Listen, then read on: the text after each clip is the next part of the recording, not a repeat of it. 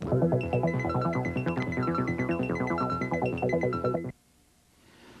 following program is from the archives of Tuckahoe Government Access Channel 36 and was recorded back in 1991.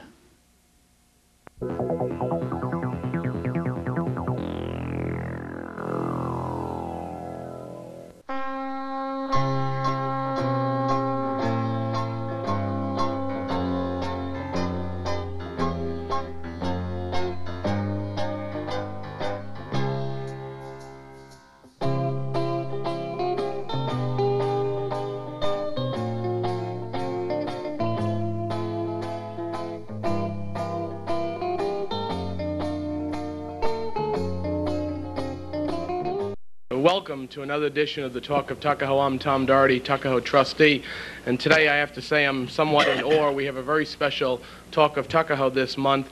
We have gathered here in Village Hall 5 former, and in case of Mayor Phil White, present village mayors that are with us, and I'm so happy that they were able to join us today. If I could begin over on my far right, we have former and present Mayor Phil White. Mayor White served our village previously, 1975 to 1983 as mayor, and again was re-elected mayor in 1991. And Mayor White, it's good to have you with us today. Oh, it's good to be here, Tom. Thank you. Sitting next to Mayor White, another distinguished gentleman from the village of Tuckahoe, is former Mayor Bob D'Agostino. Mayor D'Agostino served the village as mayor from 1968 to 1974, and most recently was very involved as a special committee to help with the Revelon property. Mayor D'Agostino, thank you for joining us today. Good to be here. Thank you for inviting me, Tom. The oldest, I don't know if I should say that, Mayor Dalton, but the oldest living former mayor in the village of Tuckahoe, Mayor Dalton, M. Francis Sonny Dalton, served as village mayor from 1947 to 1949, and again, I'd like to thank you for joining us today, Mayor Dalton. Thanks very much, Tom. Nice to be here with these young people. Seated next to Mayor Dalton is former Mayor Frank Yovino. Mayor Yovino served the village of Tuckahoe from 1965 to 1967. Mayor Yovino, thank you so much for taking the time to be with us today. I'm happy to be here. And Nice being with you. Thank you. And the young guy in the crew, former Mayor Joe Fattorusso, served the village as mayor from 1987 to 1991. And we'd like to thank you for joining us today. Thank you. We appreciate it. If I could, before we get started, I'd like to show these photos that we have today. This is a photo of M. Francis Sonny Dalton, 1947, as I said, to 1949. And maybe if we can get a close-up on this photo. Sonny, you've seen this photo. You haven't changed much in 50 years, 40 years, I guess it is now, huh? What'd you say, you're about 180 pounds in this photo? That's right. Well, still looking good. Here we have a photo of former Mayor Frank Yovino. We could show our viewers this photo. I have to admit, all these good-looking guys when they were younger. This is former Mayor Bob D'Agostino. As I said, 1968. The glasses have changed, but not else, right, Mayor D'Agostino?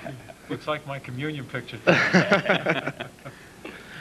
And we have Mayor White, 1975. I believe this photo was taken, he said, in 1983. Gray then and gray now, right, Mayor White? Yeah, I've worn a little bit since then. Yeah. And Mayor Fattorusso recently left office, so It's too young to have a picture. too young to have a photo done, but we're going to get that. I don't know if we would, if we could start, maybe Mayor Dalton, you're the senior member here today. Why don't you, if you could tell us a little bit about the village of Tuckahoe, growing up as a kid. Was the centerpiece of the village, was it the quarry work? Was that what Tuckahoe was known for back in the 20s and 30s? There was two great industries in the village.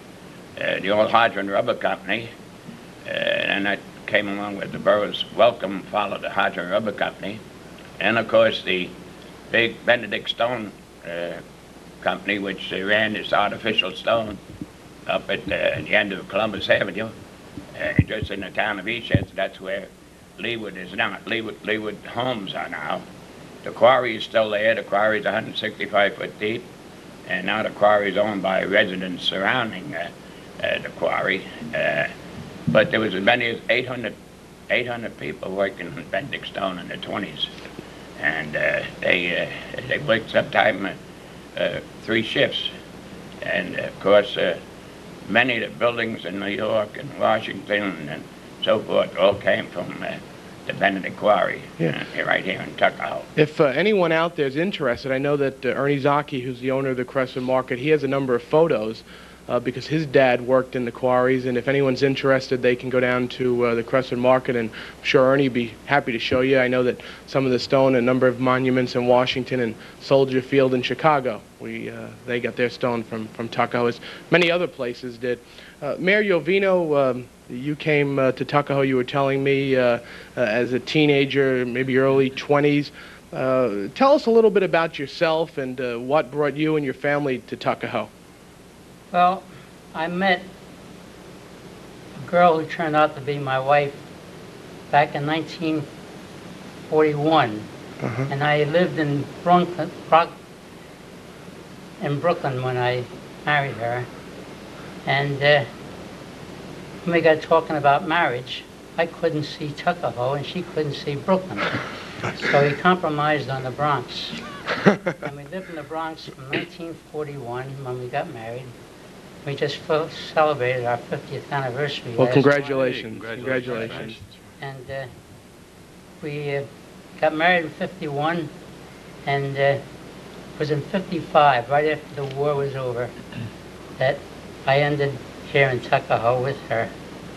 And I got involved in politics somewhat, back with the previous mayor, Milton Gibbons. And that was back in 1953, something like that. And I was elected to the board. Maybe it might have been 1957. And I served on that board for 6 years. And I was elected mayor of Tuckahoe in I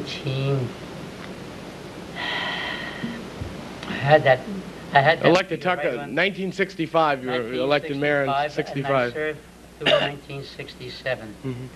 And the great deal at that point was urban renewal.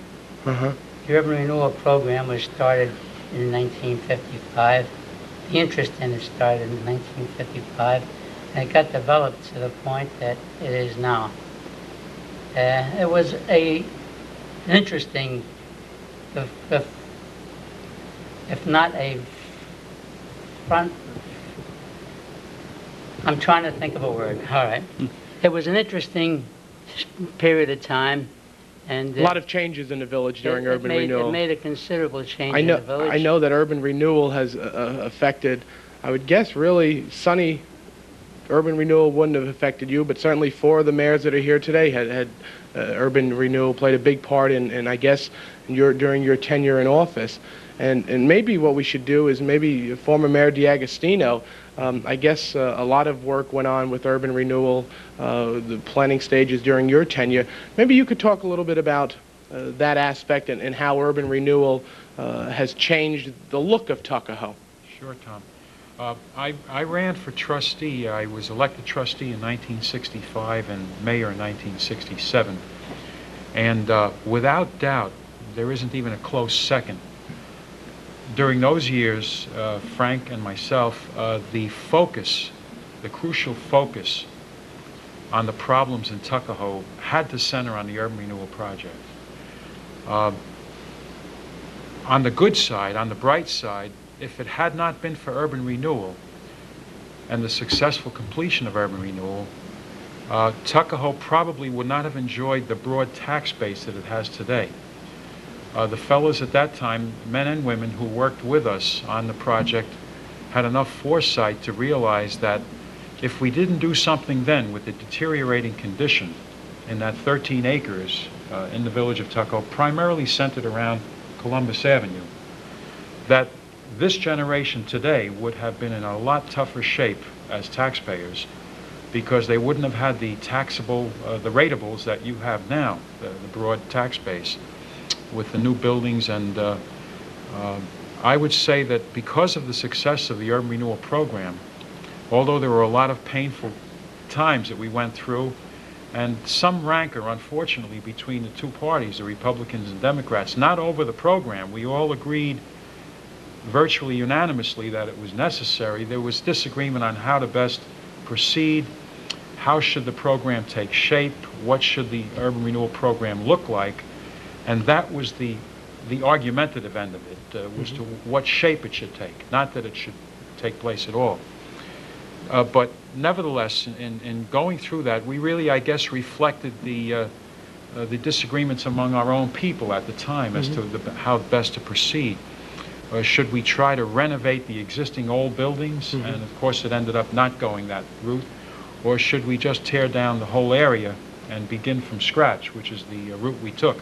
It took longer, but I think in looking toward the future now, it was probably the best way to proceed. Good. We have two mayors with us today who are actually born in the village of Tuckahoe, and that's Mayor Joe Fattorusso, Mayor Phil White. Mayor Fattorusso, if you would, what was it like? You're still obviously a very young man, so we don't have the. We all are. You all are. You're right. Good point, Mayor D'Agostino. If you would tell us, growing up in the village of Tuckahoe, what are some of the changes?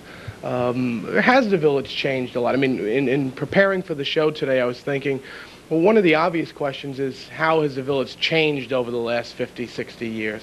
And then my wife said to me, she said, well, maybe it really hasn't changed. Maybe it's remained a small community. But let me pose that question to you. What are the obvious differences? But what are some of the maybe things that haven't changed with people on that? I think basically that the people themselves haven't changed. There are a few new faces in the village, but that's great because we need the new faces, and the urban renewal was in part responsible for that because it did bring in new people to the village.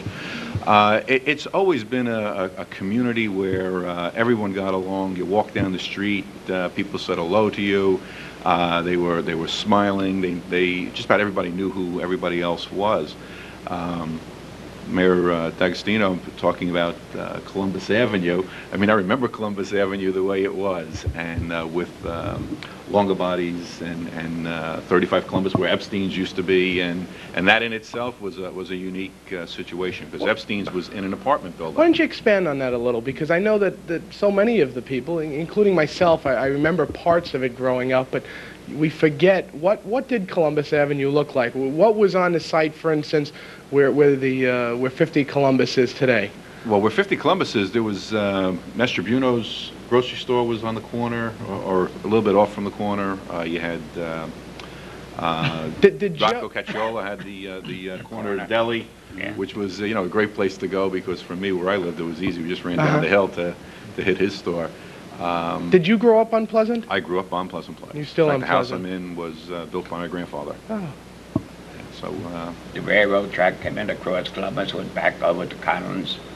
No, tell us, Mayor Dalton, about the railroad track. Where was the railroad track? Where did it run from? It came off the main line. Where Lucchese's building. Yeah, right. And next to Lucchese's building, and next to Lucchese's building, the railroad track ran back over to Collins on Lauderdale Road. And next to the railroad track was George Tavolillo's original restaurant. Roma's. Yeah. Now, did they eventually pull up that railroad track, or they've just gone over it? Is it still I down? believe they paved over they it. They paved just over it. paved over it. Yeah, If that I may ran like just comment Sure. on the question you posed to Mayor Fattorusso regarding the type of people we have in the village, have they changed? I've noticed since the time I was mayor, and I think the census figures will bear this out, there were very few Oriental faces in our village, or people from the Far East, residents from the Far East. And I understand if I read the census tract correctly, that today there is something in the neighborhood of about 800 residents who are born in the Far East, Oriental, Japanese, Chinese, Korean, and so forth. They're actually, as you point out, over 10% of Tuckahoe's population today It's now 10%. is Oriental from the Far East. So that certainly is a difference from the 40s and 50s in the village of Tuckahoe. Mayor White, another born and bred Tuckahoean, is that what we're known as? There was a movie theater, I understand, on Main Street. Oh, yeah. It was And I see everyone, the former mayors, they shake their head, and I guess they kind of they can't believe that someone doesn't remember that there was a movie theater. But I think most residents wouldn't know there was a movie theater over on Main Street. Yeah, it's interesting that you brought it up because Vin Bello had a column in this week's Record on the old Lyric Theater, affectionately called The Itch. And my early recollections of the Lyric Theater was Mr. Lenhart, and it was on that fateful day in 1941 when the motion picture had stopped, and Mr. Lenhart came on stage with tears in his eyes, and he mentioned that the Japanese had bombed Pearl Harbor. And he had us all get up and sing the Star-Spangled Banner, and he was a very, very patriotic man, and I know during the war he used to encourage us to bring scrap rubber and scrap metal, and he'd let us into the movies free if we did do that. So that was one of my earliest recollections in Tuckahoe about the Lyric Theater. If I could, for those who did use our school system here in Tuckahoe, maybe we'll begin over on the end with Mayor White. What local school systems, if any, did you attend? I went to Waverly School, and from Waverly School to Eastchester High, and Eastchester High to Iona College. Did the Waverly School, that was K through 8 at that time, or K through 6. K through 6, and then you went to the high school? Yeah, junior high was up at Eastchester, 7th and 8th, and then they had split it to the senior high, which was 9 to 12. Mayor D'Agostino? Tom, I attended and graduated from the old Waverly School, and during my time there, they were just converting from the old school, which was closer to Main Street, to the new one that had just been built to the rear of it. Mayor White, you attended the new Waverly School? Yeah, I was in the 2nd grade when we went into the new section, which was built in the back of it. So I was in both sections. And then from there, as Phil, 7th grade was up at Eastchester High School. There was no middle school. The term middle school did not exist. And I graduated from Eastchester High School in 1952 and went on and graduated from the United States Military Academy at Kings Point. Very good. Mayor Dalton? I went to Waverly Grammar School, the original Waverly Grammar School. And, was Waverly Grammar School the only school in the neighborhood? Well, Waverly Grammar School, also, the building contained the high school, Waverly High School, and also the commercial 2-year course. And this is my wife's ring in 1927, that she graduated from Waverly High School, commercial 2 years. 1929, then we went up. That was the first year at Eastchester High School, 1929. A nice story about Coach Jarvis came in 1927 at Waverly High School. And another thing, they had no track in the back. So they built a track, and what do you think? They got the cinders and everything from the old Lawrence power plant in Bronxville, the old-fashioned cinders, and Dominic Luciano loaned the Tuckahoe Construction, loaned to the high school, and they rolled it with a big old-fashioned roller. And those men that ran, those boys that ran on that track, well, they were very good because they were running on clinkers, you know. But it was very interesting. And then in 1929, we went up to Eastchester High School. That was the first graduate. That's the year they opened it. Right. You were in the first graduating class. Do you remember how many kids you graduated with in that class, approximately? Where, high school? Yeah, in Eastchester High School? I would say about 80. About 80 kids. Yeah, in 1929, the first year, we went to Washington. 5 schools got together, seniors, and we were chaperoned by Miss Murphy, great English teacher, and we went to Washington for Easter vacation. Boy, we walked all the way up the top of the Washington Monument, and we walked and ran down. Today, I don't walk at all. Mayor Yovino, you came to Tuckahoe, as you were telling me, in your 20s. So local schools, I assume you didn't attend any local schools? Pennsylvania, Philadelphia. You went to school in I Philadelphia? lived in Philadelphia from the time I was 5 years old till I was 23. 23? And then I came to Brooklyn at that time. A Philadelphia, I was raised in Philadelphia, though. Philadelphia sports fan? Yes. I was, but I've sort of gotten away from it, not becoming a Yankee fan. a man close to my heart. Me and Mayor Dalton, We're very good, very big Yankee Today. We're fan. going today. In fact, we are. We're going down to the Yankee game today. I mentioned Philadelphia sports because my wife is from the Philadelphia area, and I have to contend with every Christmas my in-laws purchasing Philadelphia Eagle, Philadelphia Philly, sports paraphernalia for my kids. So then I take it, I hide it, I return it, and go trade it in for New York equipment. Mayor Fattorusso, local schools? Local schools, yes. Went to Immaculate Conception and graduated from there. And we were joking earlier because Mayor D'Agostino and Mayor Dalton and myself had blue blazers and gray pants on. And Tom wanted to know if we went to parochial school, and the answer in my case is yes. Yes. So we're used to a uniform of the day. We are. That's right. And then graduated from Tuckahoe High School. And I guess it was 24 years ago, somewhere in that neighborhood. And last night I was at an affair up in Putnam Valley, and was fortunate to be with a former classmate up there and her husband. So it was an enjoyable evening. And the schools themselves, the school systems in Tuckahoe were and still are great. They are. We have top-notch athletes that are coming out now. We had top-notch athletes that came out in the past. A couple of them that became professionals in football. So it's good. We're good school system and good sports program. Did Eli Strand Jr.? Eli Strand Jr. went to Tuckahoe High School. And he played football for the Green Bay Packers? Green Bay Packers, New Orleans Saints. So yeah, we've had some professionals come out. I played against Eli Strand Sr. Oh, did you? Wow. That's Yeah, in Eastchester we had Washi Serini. I think he played with the Chicago Chicago Bears. Bears. Yeah. Washington Serini. Yeah, so we had a number of professional ball players come out of Yeah, the he system. graduated from Kentucky, and then he went on to George Hallis a number of years with the Chicago Bears. You know, Tom, it's also interesting to note that Tuckahoe doesn't have a public school. All of the public schools are in Eastchester. And half of Tuckahoe is served by the Eastchester High School area, and the other half is served by the so-called Tuckahoe Cottle School area.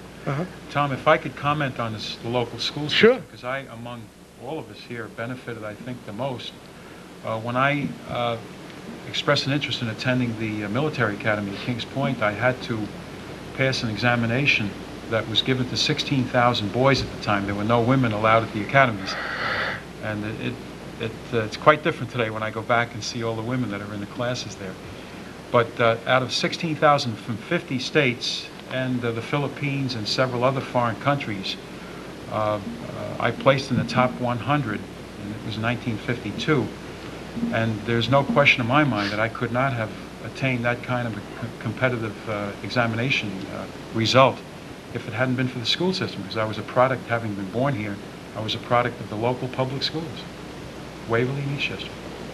Well, I think that we all, myself as a graduate of Immaculate Conception, I think that one of the things that makes our community very special, as you've all mentioned, is the fact that we do have a very an excellent school system in Tuckahoe. At the That's time, important. I don't know if they do it today, but at the time there were, if you were interested, for example, up at Eastchester, I had Doc Spencer and Miss Murphy and Miss Benson for Latin. Those teachers, on their own time, after school, any boys or girls that were interested, they would, for example, I studied calculus in my senior year. There were no calculus classes at Eastchester, but they had classes voluntarily after school for those boys and girls that might be interested. So when I entered as a plebe at Kings Point, I was doing review for the first several months where the other fellas there had never seen these courses. I was doing review. Well, I think it shows today. We have background. 5 mayors Right, here. Bob, because in those days, you got algebra, intermediate algebra, geometry, and you didn't even have trig. When I got out, trig, I had no to take trig down at NYU evening engineering that I went to. And once in a while, Pop Shea, Mr. Shea was the principal when they first moved up there from Waverly. He used to take 1 or 2 students as a principal and, spend time in the afternoon so that they would know more about advanced math. And that's the only math we had, was those 3. Tom, and I think the others who had him will back me up, Phil and Sonny Dalton. Doc Spencer, we called him Doc Spencer, was our science teacher. He actually was such a bright man. The federal government was giving him contracts during World War II to do research and development, and he did a lot of that in the Eastchester laboratory where the students would meet with him. Yeah, Mr. Miller, the higher math teacher. Mr. Miller, the math teacher. But I know that Doc Spencer had the government contracts, which he performed at Eastchester High School. And Miss Bear was our history teacher. She was still there when you people were there, I guess. Yeah. Let me ask Mayor White, transportation certainly is always a big part of any community. And I know that presently you're working on trying to secure the Crestwood train station building for possibly a historical site for our village. Why don't you tell us a little bit about transportation? I mean, Metro North ran through our community back then. Did we have cabs running around the village in the 40s? Did we have a bus system in the 40s or trolleys? Oh yeah, I think the best recollection of local transportation was that shuttle bus from Waverly Square down to the village Depot Square. They used to get on there for a nickel. And prior to that time, I don't recall it, but they used to have the trolley tracks running from Yonkers all the way up to Mill Road, and then separate. One branch would go to White Plains and the other one would go to New Rochelle. And it was my understanding in reading some of the books that you could get on the trolley and get transfer after transfer and get to Boston for a nickel. Of course, those days are gone, but one of the things that helped develop our community, of course, was the railroad. And the railroad came about because of the quarries, and Tuckahoe being rather unique and the only village in the entire state of New York that has 2 railroad stations in less than a mile. So the railroad transportation helped develop our community. One of the things that I'd like to pose this question to each of you, because I think it's important to know how each of you got involved in not only government service, because each of you obviously as mayor of the village were involved in the government, but each of you I know has also belonged to and still are very active in a number of civic organizations. And I think that I'd like to give them due, because I think that they go hand in hand so many times. And maybe if I could start with you, Mayor Fattorusso, from the government standpoint, how you got involved, how you wound up being mayor of Tuckahoe, and also then speak a little bit about some of the civic organizations you're involved with, and tell us how they work with the government of Tuckahoe. Okay. I guess my initial venture into politics really started from school, getting involved in school government and running for office in that particular area. So it kind of stimulated a little bit of an interest. Being a product of the 60s, needless to say, and there was a period where there was a lot of concern as to whether or not we should be in Vietnam and whether or not we shouldn't be in Vietnam. Again, it gets people involved in areas. So I guess being a product of the 60s got me involved thinking on the national network as to which way to go. From there, I guess always had this desire to one day run for office. I don't know if I ever had the desire really to win, but the desire to run was there. And in 1975, I had that chance, and I ran against 2, I guess, powerhouses in the Republican Party, and that would be John Albanese and the late John Albanese and the late John Morocco for town council. And it really was an experience, because there were 2 really great people to run against, because there was no real hatred between anybody, and you know, we'd see each other and pat each other on the back, and both of them were funny, because if I was with John Morocco, he'd say, "Don't worry about it, because you and I are going to win," and if I was with John Albanese, he'd say, "Don't worry about it, you and I are going to win," and I'm saying, you know, one of them is going to win. so that kind of got me started, and I guess a couple of years later, I had moved out of the village and over to Yonkers, and then came back a few years later and got involved again when Councilman Pinto won the election on the countywide, not countywide, townwide for councilman, and he kind of said, "Why don't you throw your name in as a possible replacement for me on the board?" And I kind of, and I don't know what I want to do, and I kind of put my name in and got involved again. And after that, when the late Phil Tobin decided not to run again, started getting little pressures from people, you know, why don't you consider running for mayor? And I would have been happy just staying as a trustee, I guess. And ran for mayor and was fortunate enough to win, which is something that I think is tremendous. And anyone who has a desire to get involved in politics, I think Tuckahoe is a good place to get involved. And the learning experience, the friends, the people that you'll meet is something that you'll never forget. Whether you win or lose, I don't think really plays an important part. Get out there, get involved, and become a part of your community, I think, is the important thing. I agree. I just, before you go into the civic organizations, just stress, I think everyone here today knows how important it is. Volunteerism has made Tuckahoe such a special place, because we don't have the financial wealth, so to speak, of certain communities. So we really rely on individuals to help, whether it's painting the Main Street Bridge or doing work at the community center, all these civic type programs. And why don't you tell us about some of the groups that you're involved with? Well, the group that I'm most involved with is the Tuckahoe Eastchester Lions. I got involved with them about 4 years ago. And again, it was a situation where, you know, don't worry about it. You don't have to put that much time and effort into it. And being the type of individual that when you get involved with something, you really want to do the job and do the job right.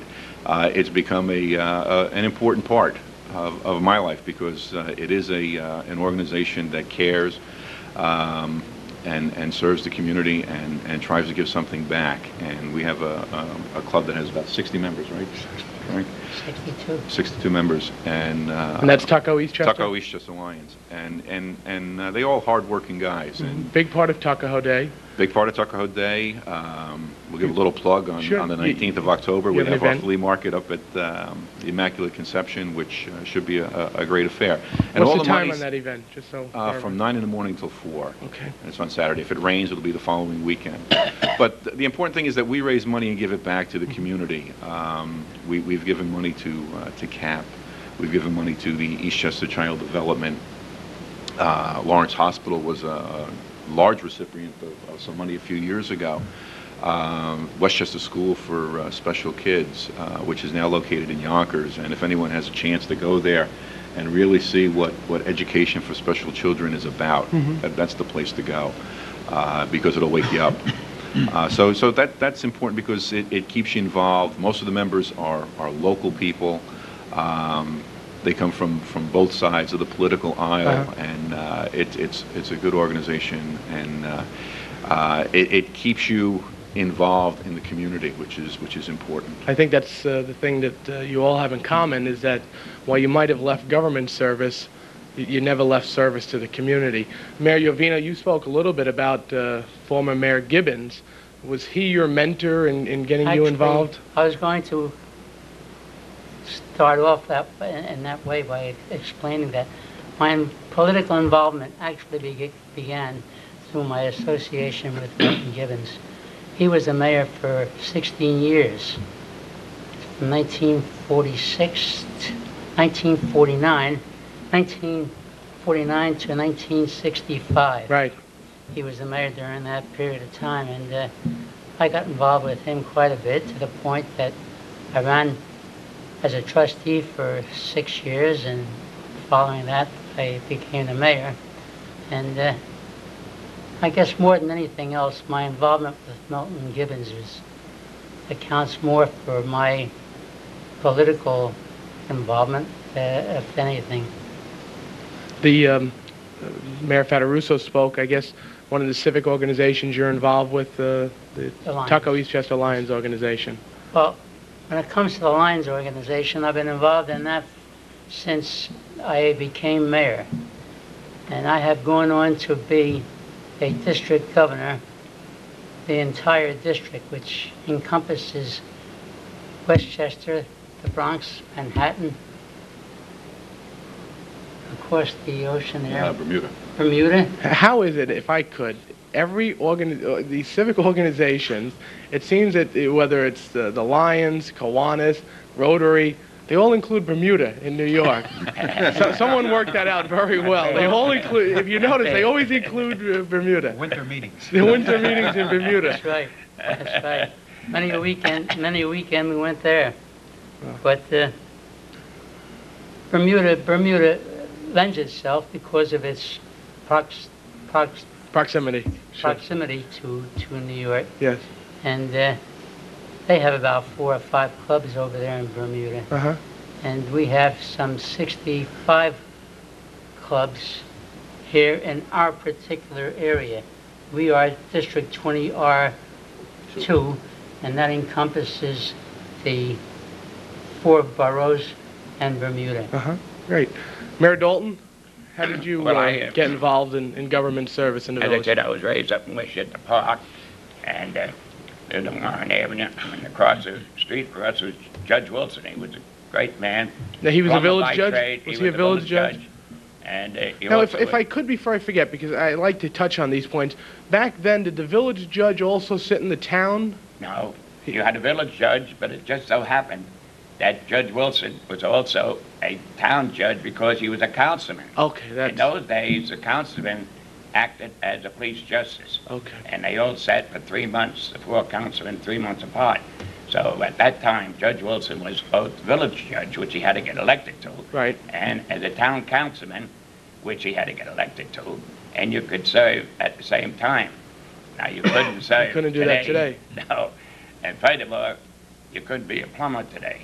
But he was. And he really, he was a great judge. He if anybody got in trouble, it was someone up around Washington Street, why he called the old Reverend down. It was someone in this area, he'd get the Minister Hinman. It was somebody connected up around with the church. He'd get Father Delaney come down, and the case was all settled right in his little office, and no publicity either. But I started in 1941 being appointed a village trustee. I took former Mayor Tejan's spot. He went on to be town councilman, and I was appointed trustee in 1941. And the great leader in the 7th district, which was Westchester Park and Parkview Heights, that was all one big district, was a little woman named Emma L. Berwick. She was a great Republican leader. She was tremendous. A retired little school teacher, and lived on Lincoln Avenue with the 2 sisters, and she selected me because I used to deliver all her literature when I was 17, 18 years old. So 7, 8 years later, when I became a trustee, I was her boy, because I was single then, and she was about 75 then. But she was a great Republican leader, and not because she appointed me, but she really knew how to run an organization. I learned so much from her. That's why I'm still chairman of the Republican Party of Tuckahoe, because, you know, we do things the way you're supposed to do. Frankie Rourke said, it's a grassroots. You have to be close to the people. And that's what's happening. And that's what I think makes Tuckahoe, with all these mayors here, made Tuckahoe, and it's going to make Tuckahoe more in the future, to keep close to the people and let the people help and decide. And I think that I can remember 1947, we built we revamped the village square, and we built the war memorials out there now. And even though Lenny Palumbo, he was a trustee with me, and he was in charge of getting all the names, and he was the chairman of that committee. And we had Harry Kerrigan, the architect, old Mr. Kerrigan, and he was D-Round granite from Vermont. And my father's alive, and he said, now, Sonny, don't you dare use Tuckahoe marble, because it won't stand, you know, the weather. And sure enough, if you look back at the one they built after World War I up at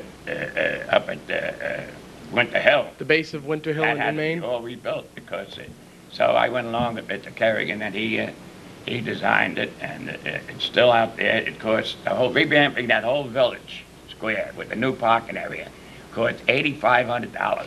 Imagine that. 85, because Mr. Kerrigan donated his service and so forth. But actual $8,500, and we did it all with local DPW help. But that's all it costs. And we got it out of the budget somehow. Now, you may know how you can get things out of the budget. So we got the $8,500 to build that war memorial out of our regular budget.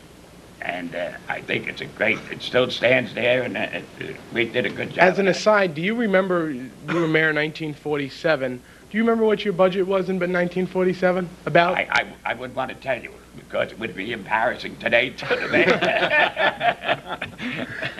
Mayor Dalton, why don't you tell us some of the organizations you're involved with now? You've been involved with Well, I was involved with the Wichita Park Civic Association, and they met up on, in a little coop, chicken coop it was, on Lawrence Avenue, which Mr. Newberg rebuilt and made a little clubhouse out the back.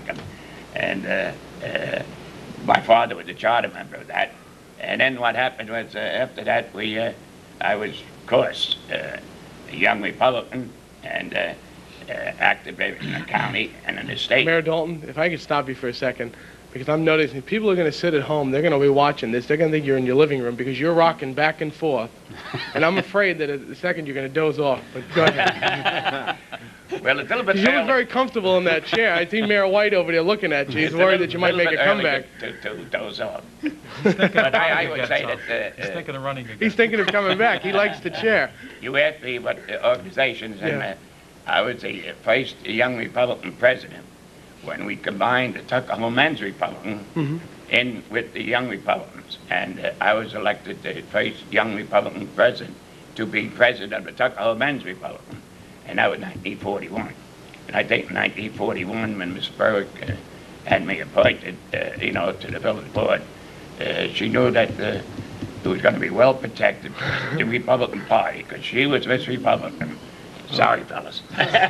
50 years later, it certainly is. Mayor DiAgostino, how did you, what was your entree into government? I noticed, Tom, while we're on the subject of political parties, we have good representation from both parties. Cross-representation. Republican and Democrat. The three of us, Republican, and Joe and Frank. And I think Tuckahoe has always had that balance. Of course, my story is a little bit different than Sonny's.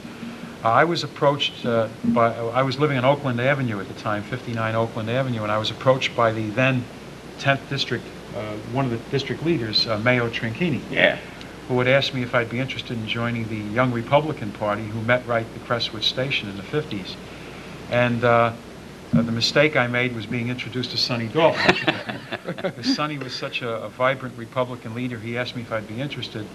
But in all honesty, Sonny, and maybe he could confess today, Tom, when I first ran for public office, for position of trustee in 1965, the Democrats had held sway for 17 years.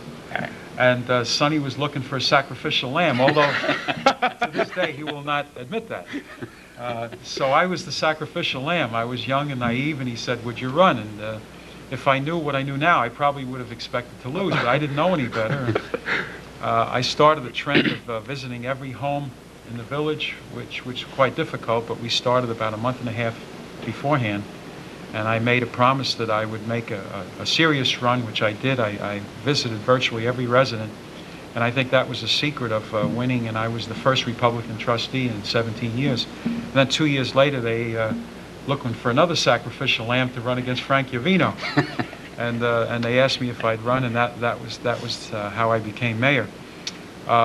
With regards to current interests, I joined about a year ago an organization called SCORE, S-C-O-R-E, which represents Service Corps of Retired Executives. I took an early retirement 3 years ago, and they were formed by the Small Business Administration, as the name implies, retired people like myself, who spend time voluntarily, give their time during the week to counsel young people who are either in business now and are interested in expanding or are having business problems, or people who are interested in starting a business, entrepreneurs who would like to get into the business world and don't know where to start. They need seed money, they need loans, bank loans, they need business acumen, how to get a business started, how to get a cash flow,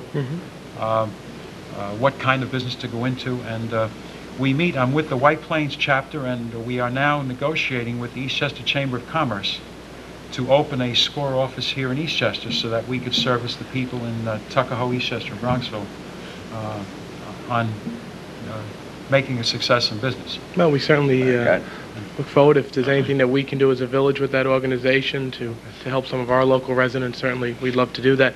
Mayor White?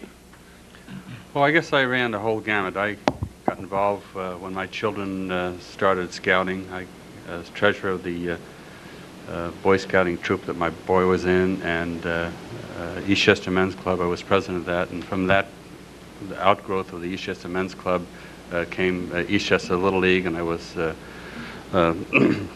in charge of finances there for a short period of time. President of the Eastchester Pony League, member of the Knights of Columbus. This year I'm serving as Grand Knight. And incidentally, we are having a spaghetti dinner a week from tonight up at Immaculate Conception School. Why don't you give the date, Phil? Because that would be October the 12th. October 12th. Yeah, at 7:30.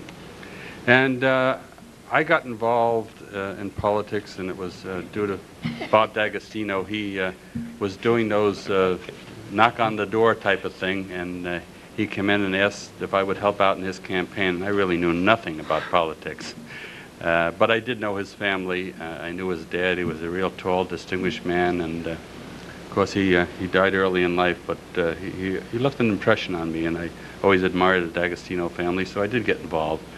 And I helped him with this campaign, and then I was asked to fill in the seat of the former trustee Ken Frawley, who went on up to the town. And when Bob retired, they all looked in my direction, and I had no idea that I was going to be the one that they were looking at to become mayor. But I ran four terms as mayor, and then had a brief hiatus, and then came back. Well, I was watching recently on cable Tom Kennedy, who's our videographer today and helps me put the show together. I guess Tom had put on the 1976 bicentennial celebration in the town. And it was a big kick watching people like Phil, and I know I've seen most of you at one point or another during some part of the show. The wide ties, the different hairstyles back then, but it was interesting to see our village. We still had hair, though. We had hair in those days. I knew I was going to open myself up for that. That was good. Tom, you notice I didn't say anything. No, I appreciate that. I appreciate that. If I may mention Yeah, sure. one thing, Tom, which none of us mentioned, but I'm sure it's in the back of our minds, and I'm sure I speak for all of us. At the time we decided to get into politics, it was a tough decision because a lot of people don't realize these are not highly paid, or at that time even any paid, positions, and it's part-time. So you're still pursuing your own career. Mm-hmm. You all have your own career, you have your bills, you have your family that you're raising. So this is done in addition to, not in place of. So Mm-hmm. you're in effect pursuing, in effect, two careers during that time. And our wives, all our wives, I know in my case, before I said yes, I had to discuss it with my wife. I had 4 small children at the time, and she would back me 100%, say, whatever you decide, I'm with you 100%. And I'm sure all of us had to make that decision with the help of support of our wives, because you're out every evening. All the meetings at the time took place in the evening, Saturdays and Sundays, many times taking off from work. So it was really a dual career, putting in between the two things you were doing 50, 60, 70 hours a week is not unusual. And a lot of our residents don't realize the kind of time that you put into the job. Yeah. I think that it's a point that we should note that without family, this would be impossible, because there are so many nights, whether you come home late for dinner and Linda's there with dinner for you, or whether it's just taking the messages that come in every night, the phone calls, or helping you, that family certainly makes it so much easier when they're supportive of you. And I know that each of you here have very strong family ties that made it work for you. I leave with this question. I throw this out to you. As you look back during your tenure of mayor, or even your tenure in public life, tell me the high point. What thing do you look back and years from now, is there one thing that you say, well, I'd like the people of Tuckahoe to remember me for this? Is there something that you just felt was a special project that went on during your tenure? Along with that, not a low point, but tell me what frustrated you most during your tenure as mayor, whether it was the bureaucracy of government, whether it was a special problem in the community that you worked on. But let me begin with, let's begin down here, Mayor Fattorusso. Okay. I guess the high point of being mayor is the fact that when something's accomplished, you get a true feeling of a lift to see something start at an infant stage and work its way up. I think that the fact that my 4 years, I think, ran pretty smooth. We had a combination of Republicans, Democrats on the board, and for the most part, we were pretty much in agreement. Whenever we met at a staff meeting, and that's where most of the discussions really took place, and everyone had the opportunity to speak, everyone had the opportunity to voice their opinions, and we could very seriously sway each other if you brought the points up and brought them up in the right way. And my thinking had been swayed a couple of times to thinking of other people because they presented the case well and made some good points. So I think the fact that the openness and the fact that we were readily available for anyone was good, and I really appreciated the support that we had from the staff, the support that we had from the board itself, and from the general public. I can't turn around and say that we're responsible for building any major thing that I can say, that I'm going to put my thumb on that, because at that particular point it wasn't. Seeing the Tower Club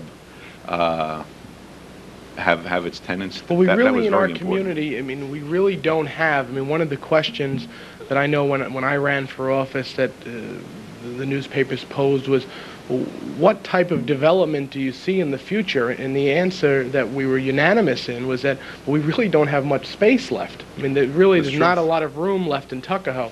So your point's well taken about everything pretty much was taken up. Pretty much is already in place, and just to see certain projects finished. And I know that yourself and Mayor White, when that the rest of the Tower Club is finished over there, everyone will have a feeling of relief, because that'll be the end of the urban renewal saga in Tuckahoe, and it'll be a blessing at that point. I guess the part that's most frustrating is that you really can't satisfy everybody as much as you would like to, and to sit at a meeting and have people come in and be annoyed about certain situations, and they have every right to be annoyed, and know that your hands are tied a lot, and you got to let constitutional rights and everything else fall in place, and you can't turn around and wave a magic wand and take care of every problem. I guess that's the most frustrating, because you can sympathize with people and you can empathize with them, but sometimes there's absolutely nothing you can do, and that's frustrating. To sit back and say, I know you've got this, and I want to help, but we're going to do what we can, but you got to wait out the situation. You've got to go with the entire flow, let the process take its course. So I think that's probably most frustrating, is putting up with the bureaucracy of government in itself. One final thought that I'd like to ask you this is, one person that you would say from a government standpoint had the biggest influence on you? Someone you could pick out? Think about it. I'll come back to you on it, okay? Mayor Yovino, something you remember most about your tenure in office? Well, I could only point to one thing, and without a doubt, it is the success of urban renewal. It's a project that was heartbreaking while in its infancy, sure. But it ended up by being what it is now. It's beautiful. Oh. We have the setup, the apartments along here, and the stores that exist on the other side, the market, what have you. They are a success, and if there was anything to really be proud of, it would be the success that we've had with urban renewal.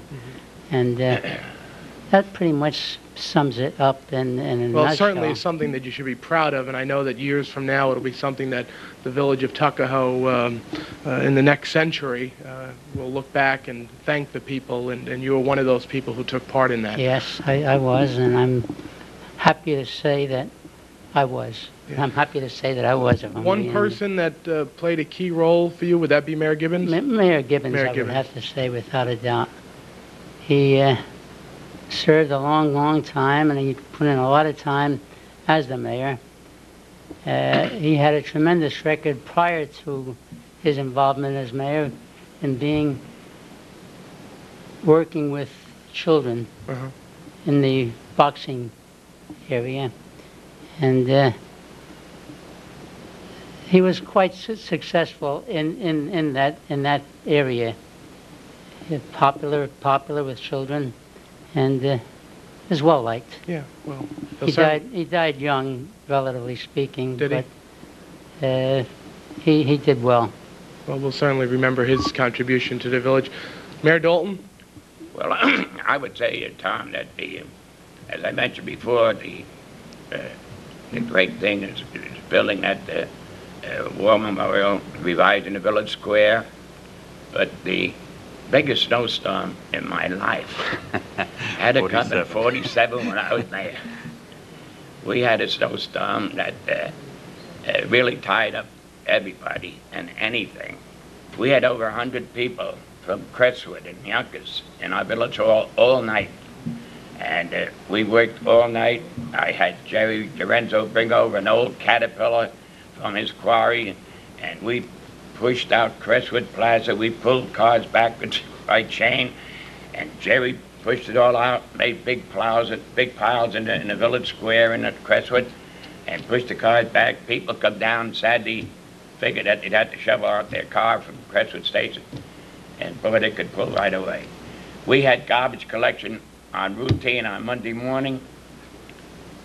People from Crestwood couldn't get home until Saturday noon. They were still in there, and old Chief Pinto was out all night with me, and he said it was the first time he worked around the clock at all the time that he was a cop, and I think 2 months later he retired. I don't know whether he got worn out from that storm, but it was a tremendous storm. The people were so cooperative, and I think the big thing in serving your community is the fact that you got to be interested in the people. You have to be with them. You have to try to help them. I mean, you could do 8 things for people. You may know, but maybe the one thing you can't do, you might lose an enemy. But you got to remember that you did try to help them 8 times. And this is what we need. We have to be a family, and that's what makes Tuckahoe so good. We are a family. We are a family of people who've grown up together here. And children have to, after us will be here. And as Bobby D'Agostino said, that's what makes the community is the fact that we're not partisan to the extent that, the 3 Republicans and 2 Democrats, and we had split boards, that everybody, I think, that I know served this community in the village. We're always looking for the village and for the people, no matter what their party affiliation is. And that's what I think is the greatest thing for the village of Tuckahoe. One person sticks out in your mind is someone... Emma L. Berwick. She was the first woman trustee the year I was born, 1913. And she was the first woman trustee in the village of Tuckahoe. And she died at 92 years old in the nursing home of White Plains, and I was there with her and had to help to move her up there. And that's the big thing.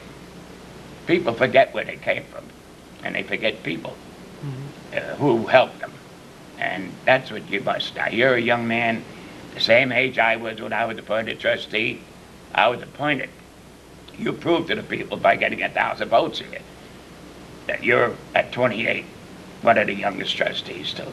Good luck to you, Tom. And out there working and taking this, that's Tom Kennedy. His mother and father, Joe, Lord have mercy on him, and his mother, Margaret, Silk, came from the Silk family, raised on 10th Avenue, right, Tom? Thanks very much for your time. Thank you, Mr. Mayor. Mayor D'Agostino? Tom, I would have to say, without a doubt, because of the period of time that both Frank Yovino and I served, that urban renewal would stand out both as the most rewarding, and it sounds contradictory, but the most frustrating time. If I might make a point, a lot of people don't know this, and it wasn't discussed yet today. Urban renewal was not a brainstorm of any village official. If I'm correct, the first fellow who had a concept of urban renewal for Tuckahoe was Court Mabey, the old editor of the Eastchester Record. who started editorially talking about the need to improve the village in certain areas.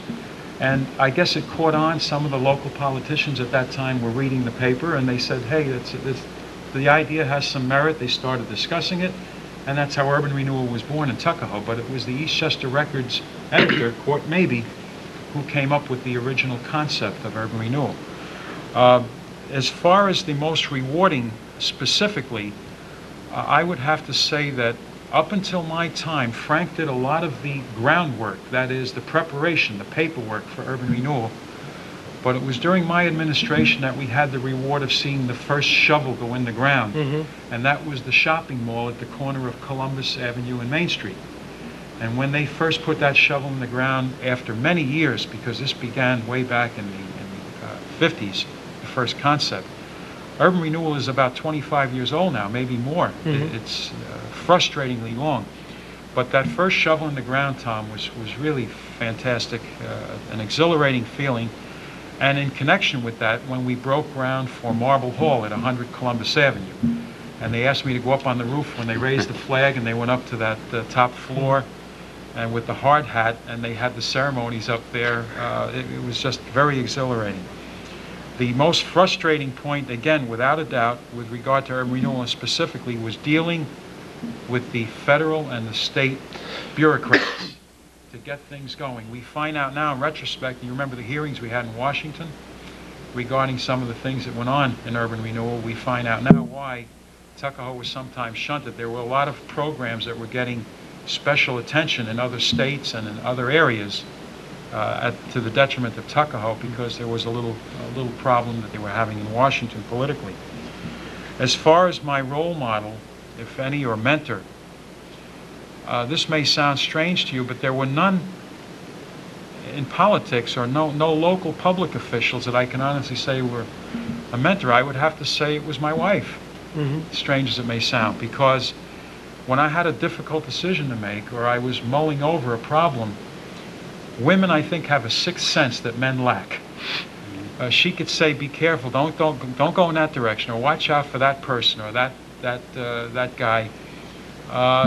He's got an ulterior motive, or that's not his agenda. His agenda is something else. A lot of times, she kept me from going astray, because my wife Trudy would say, "I don't know. There's something about this. Stay away from that problem, or look into it, or get more information." And it was just fantastic the way she has really guided me through a lot of tough spots during the 8 years I was mayor and 2 years as trustee. As I said earlier, I think we can all appreciate that wives have a way of sometimes putting cutting through all the garbage. The red tape that we're a part of, certainly. Mayor White? Well, I guess following Bob D'Agostino, he was more or less like a mentor to me. And I always admired the way he, even in frustrating times, always kept his cool. And I used to say to him, "Boy, Bob, I don't know how the devil you do that. Why don't you just clamp down on them?" But he was right, and I didn't know that I had to give credit to Trudy for this. But, some of the interesting things, I guess the acquisition of this building, the opening of the community center, getting the millions of dollars that we did get from the government, and of course the one incident that stands out in my mind, and Bob was in that, was when President Nixon came to town. And of course that was in the height of those times when there was a lot of protest. And meeting... Just before Watergate. Yeah, just before Watergate. And meeting the president, and most importantly meeting Mrs. Nixon.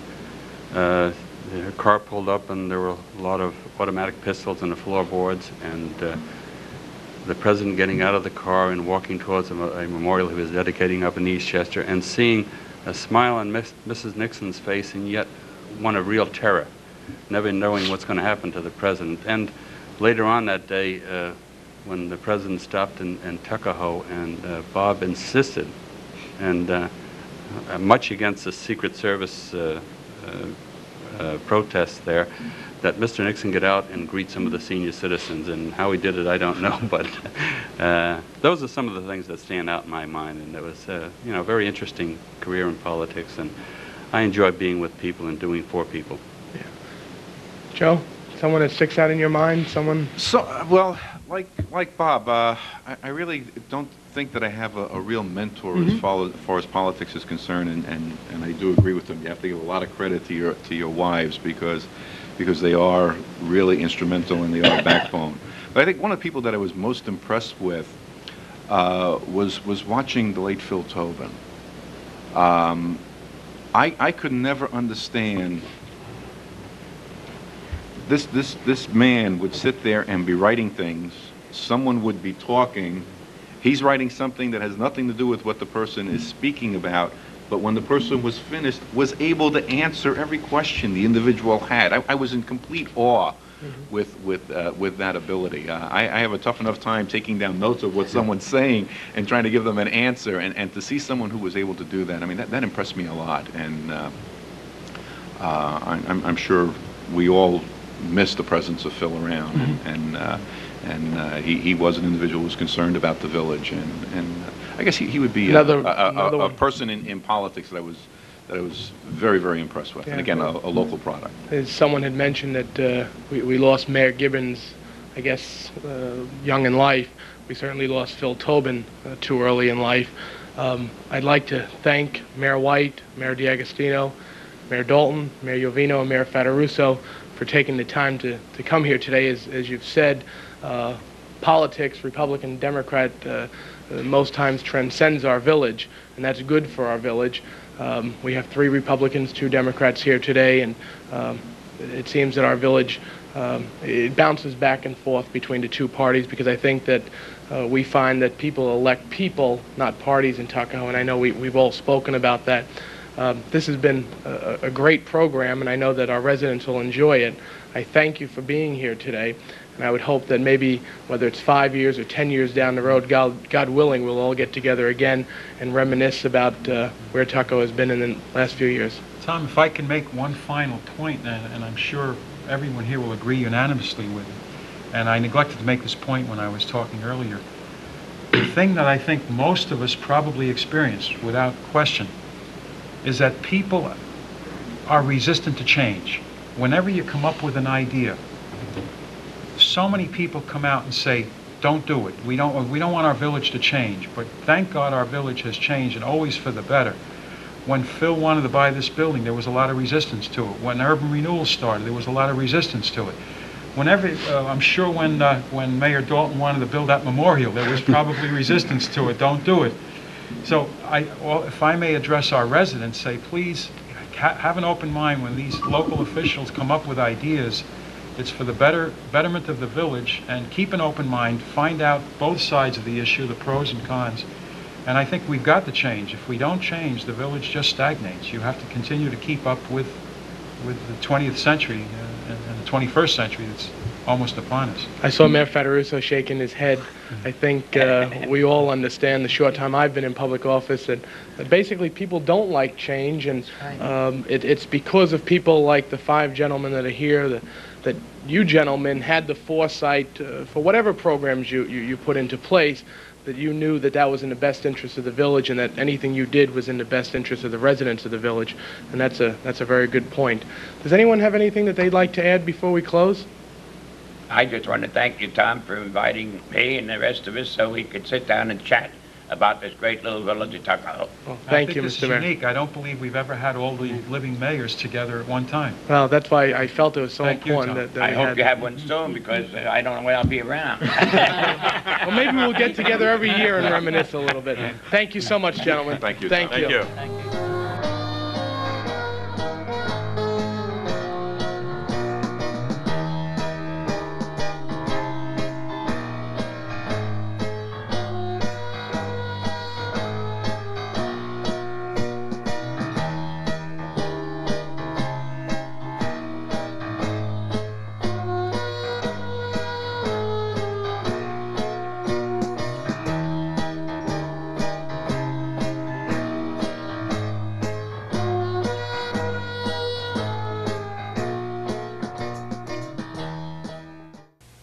Thank you.